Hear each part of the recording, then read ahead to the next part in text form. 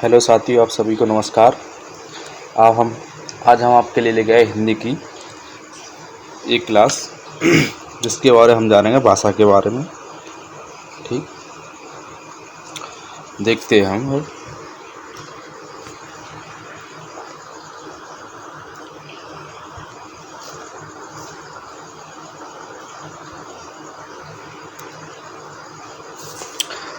हम सभी पहले पढ़ चुके कि भाषा क्या होती है। हम सभी पहले पढ़ चुके हैं कि भाषा क्या होती है। भाषा विचारों को आदान प्रदान करने का एक हमारा साधन होता है। भाषा क्या होता है? हमारा अपने विचारों को आदान प्रदान, मतलब अपने मन की बात को दूसरे को समझाने का एक क्या होता है, हमारे रास्ता होता है, साधन होता है। भाषा मुख्यतः दो रूपों की होती है। एक लिखित भाषा, एक मौखिक भाषा। लिखित भाषा जो है, जो ज़्यादातर गूंगे लोग होते हैं ना, वो प्रयोग करते हैं। जैसे हम अपने मन की बात को मुँह के द्वारा नहीं कह सकते, तो उसे हम लिख के दूसरों को अपने मन की बात पहुंचा सकते हैं। मौखिक भाषा वो होती है जो हम अपने मुंह के द्वारा किसी को अपने मन की बात या अपने इशारे हम उससे बता सकते हैं। मौखिक भाषा में ध्वनियों के माध्यम से विचारों को व्यक्त किया जाता है। मौखिक भाषा में ध्वनियों के माध्यम से, ध्वनि मतलब आवाज़ के। अब मुंह से आप बोलोगे तो क्या आवाज़ तो निकलेगी, ठीक, आवाज़ के माध्यम से उसे किया जाता है। लिखित भाषा में उच्चारित ध्वनियों को विशेष चिन्हों के द्वारा व्यक्त किया जाता है। और हम क्या करें, कोई चीज़ लिखेंगे तो उसके लिए क्या है, एक कोई चिन्ह बनाएंगे। इन्हीं लघुत्तम ध्वनियों को वर्ण कहते हैं। इन्हीं जो छोटे छोटे चिन्ह मतलब होते हैं, उनको हम क्या कहते हैं, हम वर्ण कहते हैं। तथा वर्णों के समूह के शब्द बनते हैं। तथा वर्णों के समूह से हमारे शब्द बनते हैं। देखो ये टॉपिक देखो भाई, वर्णों के समूह से हमारे शब्द बनते हैं और शब्दों के समूह से हमारे वाक्य बनते हैं। ये हमारे बहुत इम्पोर्टेंट चीज़ है कि तथा वर्णों के समूह से शब्द बनते हैं। जो वर्ण होते हैं हमारे वर्णमाला में, छोटा आ बड़ा, छोटी बड़ी, अ से लेकर यहाँ तक जो भी वर्ण होते हैं वो हमारे क्या वर्ण कहलाते हैं। उनसे मिलाकर जो शब्द बनते हैं, वर्णों के समूह को हम शब्द कहते हैं, और जो शब्दों के समूह को उसे हम वाक्य कहते हैं।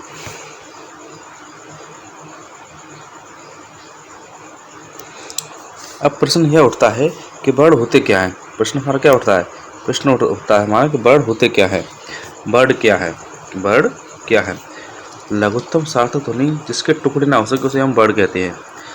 छोटी से छोटी ऐसी ध्वनि जिसके हम टुकड़े ना कर सकें वो हमारे वर्ण कहलाते हैं। लघुत्तम सार्थक ध्वनि या अर्थपूर्ण ध्वनि जिसके टुकड़े ना हो सकें। लघुत्तम छोटी सी ऐसी ध्वनि या अर्थपूर्ण जैसे क है, इसका कोई अर्थ निकला, क या ट, ठीक, या च, इनका कोई मतलब कोई अर्थ नहीं निकल सकता। इसका के बोलने वाला क्या कहना चाह रहा है, इसका कोई वो ना निकले, ठीक है, अर्थ ना निकले। लघुत्तम मौखिक मानक ध्वनियों के लिखित रूप में वर्ण कहलाता है। लघुत्तम मौखिक मानक ध्वनियों के लिखित रूप वर्ण कहलाता है। क्या कहलाता है? हमारा वर्ण कहलाता है।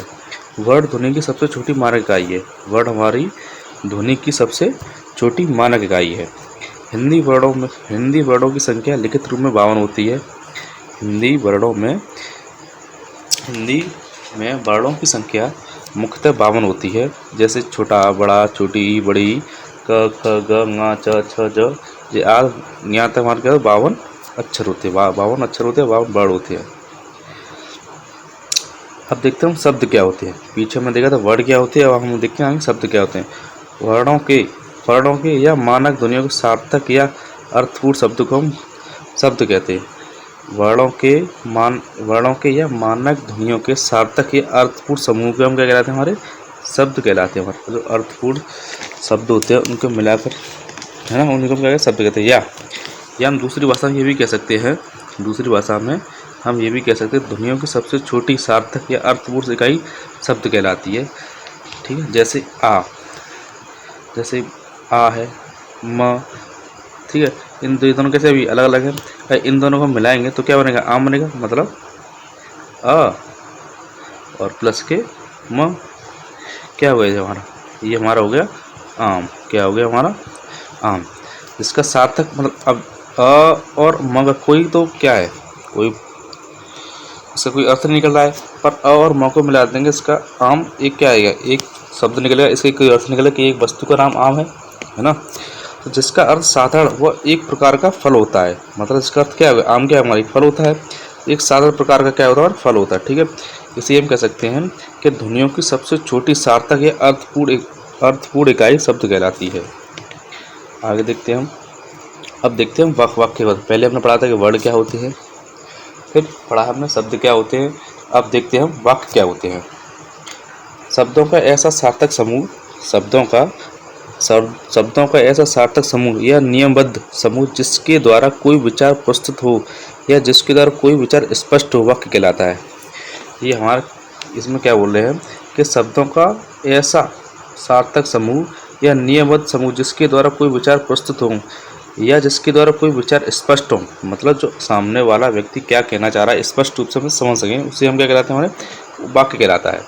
जैसे मुझे आम पीना है, जैसे हमने एक एग्जाम्पल लिया, मुझे आम पीना है। अब ये बताइए इसका कोई विचार, इस विचार का कोई स्पष्ट हो रहा है कि ये क्या कहना चाह रहा है कि आम पीना है, या नंबर 2 पे क्या गया, बी नंबर पीना है मुझे आम, इसका भी कोई क्या सार्थक स्पष्ट नहीं हो रहा है कि हे आम पीना है मुझे, इसका भी नहीं हो रहा है। इसका हो रहा है कि पीना मुझे आम है। इनमें से क्या है, इनका कोई अर्थ स्पष्ट नहीं हो रहा कि सामने वाला व्यक्ति क्या कहना चाह रहा है। इनमें से कोई भी सही नहीं है, सब में क्या है, इनके क्रम अलग अलग हैं, है ना, क्योंकि नियमबद्ध नहीं लगे हुए हैं, ये स्पष्ट रूप से विचार प्रस्तुत नहीं कर पा रहे। सॉरी, इसमें मतलब जो सामने वाला व्यक्ति है वो सामने वाला व्यक्ति अपने विचारों को स्पष्ट नहीं कर पा रहा है कि वो क्या कहना चाह रहा है। जैसे छोटे छोटे बच्चे होते हैं ना, वो अपने मन की बात को स्पष्टली नहीं कह पाते। सार्थक व नियमन समूह का वाक्य है, सार्थक व नियमन शब्दों का समूह वाक्य है। जैसे मुझे आम खाना है, यह एक क्या है, शुद्ध वाक्य है, मुझे आम खाना है। ठीक, विचारों का संयोजन। अब देखते हैं विचारों का संयोजन। विचार को वाक्य के माध्यम से व्यक्त किया जाता है, इसके लिए भाषा की सार्थक इकाई वाक्य है। विचारों का संयोजन, विचार को एक माध्यम से व्यक्त किया जाता है, इसलिए भाषा की सार्थक इकाई क्या है, वाक्य है। वाक्य के शब्दों के समूह से बनता है। वाक्य से बनता है, वाक्य शब्दों के समूह से बनता है। ध्वनि की लघुत्तम सार्थक इकाई वर्ड कहलाती है। ध्वनि की लघुत्तम इकाई वर्ड कहलाती है, मतलब ध्वनि की सबसे छोटी इकाई कहलाती है, वर्ड कहलाती है। पहले हमारा वर्ड से फिर हमारा शब्द बनता है, शब्द से फिर हमारा वाक्य बनता है। ठीक है, भाषा की अब देखते हैं शुद्धियाँ, हमारी भाषा की अशुद्धियाँ। ठीक, नंबर 1, वर्ड के आधार पर भाषा की अशुद्धियाँ। वर्ड के आधार पर भाषा की अशुद्धियाँ। वर्ड के आधार पर जैसे झ के स्थान पर छ लिख दिया जाए, ये क्या हो जाएगा, गलत हो जाएगा। ठीक, नंबर 2, शब्द के आधार पर भाषा की अशुद्धियाँ। जैसे कमल, दशानन, जलज आदि को कमल को हम क्या लिखते हैं, कमल को हम क्या लिखते हैं, लकम। ठीक, और दशानन को हम क्या लिखते हैं, सदानंद, और जलज को क्या लिखते हैं हम, जजलल आदि कहें, तो ये शब्द कैसे हमारे बिल्कुल अशुद्ध, गलत हो जाएंगे। नंबर सी, वाक्यों के आधार पर अशुद्धियाँ, मतलब वाक्य के आधार पर। नंबर 3 हमारा कहलाता है वाक्य के आधार पर। अब प्रश्न यह उठता है कि अशुद्ध भाषा को शुद्ध कैसे किया जाए। मतलब कोई भाषा अपनी गलत बोल रहा है, शुद्ध भाषा मतलब गलत भाषा बोला, उस भाषा को सही कैसे किया है। अशुद्ध भाषा को शुद्ध करने का कार्य व्याकरण का कहलाता है। क्या कहलाता है हमारा, व्याकरण का। जो भी हम अपनी लैंग्वेज मतलब भाषा बोलते हैं, गलत भाषा बोलते हैं, अशुद्ध बोलते हैं, जिनमें वर्णों का क्रम या वाक्य क्रम सही से नहीं होता है, वो हमारी अशुद्ध भाषा कहलाती है। इसका कार्य वर्णों को क्रम में लगाना किसका कार्य होता है, वो व्याकरण का कार्य होता है। अर्थात हम यह कह सकते हैं कि व्याकरण वह साधन है जिसके द्वारा भाषा के शुद्ध रूप का ज्ञान होता है, जिसके द्वारा भाषा को भली भांति समझा जाता है। ठीक, मतलब ये व्याकरण क्या होगी, हमारी परिभाषा होगी, जो हमारे व्याकरण की होगी परिभाषा। अगर आपको कोई पूछे कि व्याकरण क्या परिभाषा है, तो आप कह सकते हो कि व्याकरण एक वह साधन है जिसके द्वारा भाषा के शुद्ध रूप का ज्ञान होता है, जिसके द्वारा भाषा को भली भांति समझा जा सकता है, समझा जाता है। अब देखते हैं व्याकरण, और हम देखते हैं अपनी व्याकरण। व्याकरण शब्द की संस्कृति की क्र धातु से बना है, जिसकी व्युत्पत्ति इस प्रकार से है। व्याकरण संस्कृत भाषा की क्र धातु से बना हुआ है, जिसकी उत्पत्ति वे प्लस आड प्लस क्र प्लस ल्यूट। देखो, संस्कृत का संधि है, जैसे देखिए संस्कृत की है, संस्कृत में संधि दी है हमारी।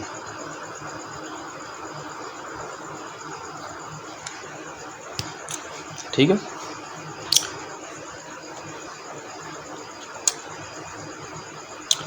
अब देखिए हिंदी में, हिंदी में इसका करेंगे तो व्यय, व्यय प्लस आ प्लस करण, व्यय प्लस आ प्लस के करण।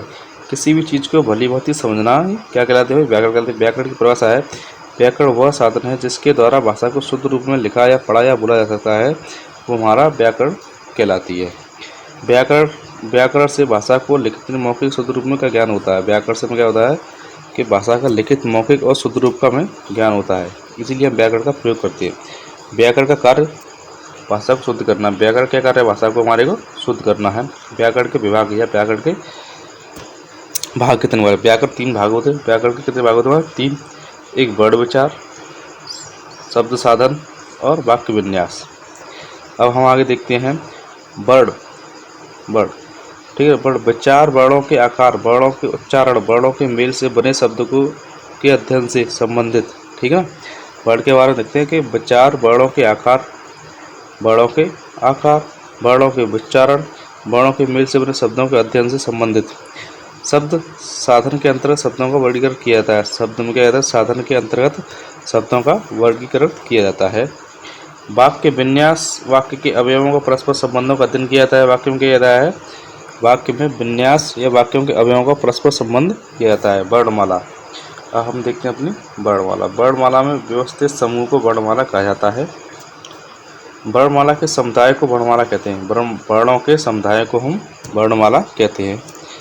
स्टार लगे, हमारा पहला स्टार है कि हिंदी की मानक ध्वनियाँ कितनी होती हैं? 52 होती हैं। हिंदी में जो हमारे वर्ण होते हैं वो कितने हमारे 52 होते हैं। इन्हीं 52 मानक वर्णों को व्यवस्थित समूह को वर्णमाला कहा जाता है। जो हमारे हिंदी के 52 वर्ण हैं उनको व्यवस्थित समूह को हम क्या कहते हैं? हम वर्णमाला कहते हैं। ठीक सी। अब हम देखते हैं वर्णों में व्यवस्था उच्चारण के आधार पर होती है। वर्णमाला में वर्णों की व्यवस्था उच्चारण के आधार पर होती है। जैसे वर्णमाला में पहले स्वरों को स्थान मिलता है क्योंकि उनका उच्चारण, उनका स्वतंत्र उच्चारण होता है, तथा फिर स्वरों की सहायता से उच्चारित व्यंजनों में स्थान मिलता है।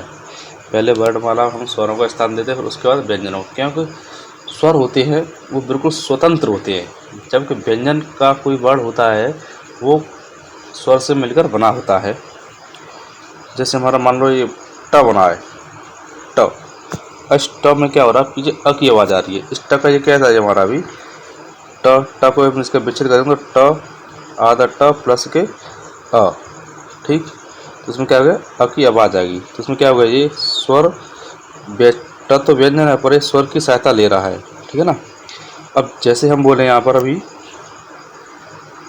मान लो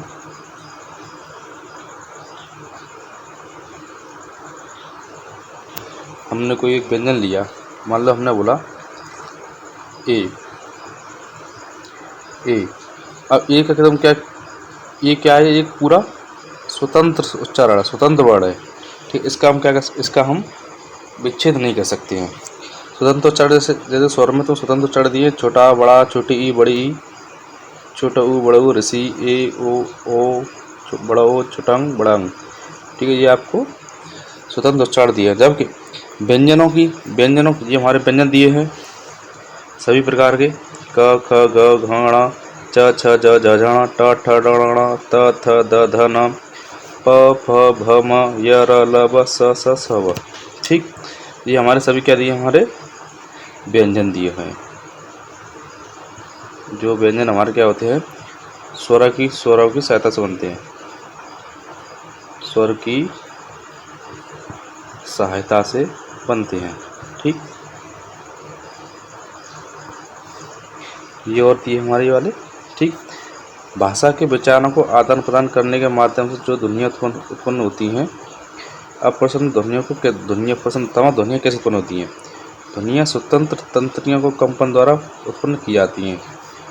स्वतंत्र तंत्रियाँ मतलब कंठ द्वारा, हमारे फेफड़े से निकली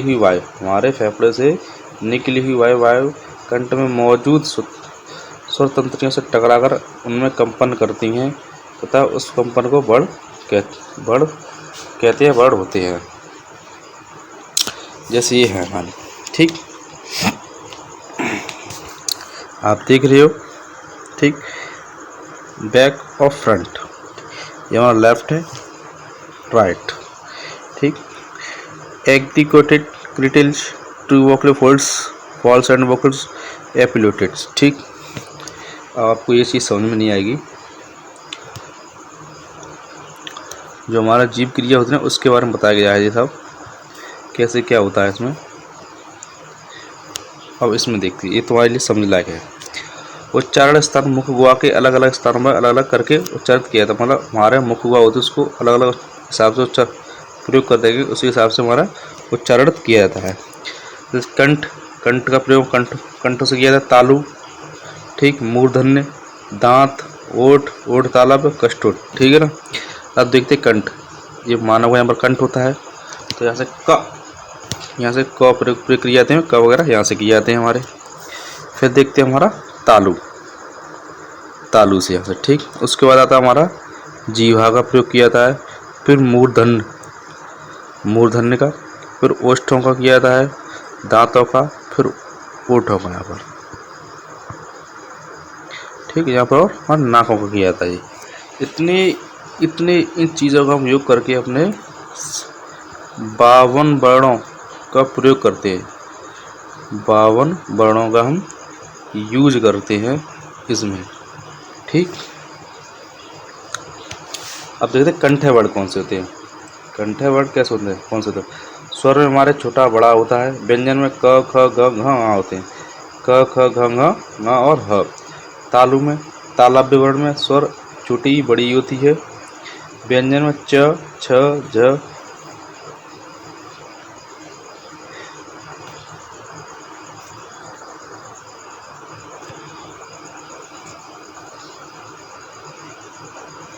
ठीक,